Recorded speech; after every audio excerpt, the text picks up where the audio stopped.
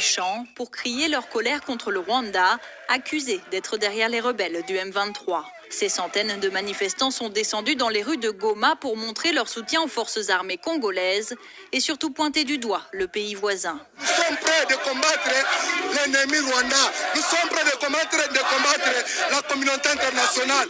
Nous sommes prêts à faire face à toutes les guerres nous imposées par le Rwanda et l'Ouganda. Cette colère éclate alors que le M23 gagne du terrain dans l'est du pays. La semaine dernière, le groupe armé a pris le contrôle de Kiwanja et Rutshuru Centre, deux localités situées sur la route stratégique nationale 2 qui dessert Goma. Dans le cortège, ces jeunes se disent prêts à combattre aux côtés des forces congolaises pour stopper l'avancée du M23. Nous demandons à notre gouvernement de nous donner des armes pour combattre. Et s'il n'en est pas capable, alors nous allons nous battre car nous avons la force.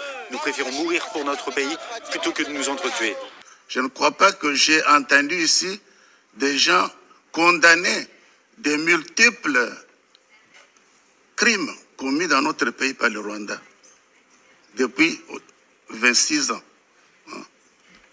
Il y a une société américaine, the International Rescue Committee, qui a estimé que depuis 1998, il y a eu plus de 6 millions de Congolais qui sont morts à cause de cette pénétration de notre pays par le Rwanda, non seulement à l'est, mais quand on a poursuivi les routes jusqu'à Mbandaka, jusqu'à la frontière avec le Congo-Brazzaville, il y a eu beaucoup de morts. On n'en parle pas. Le docteur Mukwege, prix Nobel, insiste à parler qu'on ouvre un peu le rapport mapping.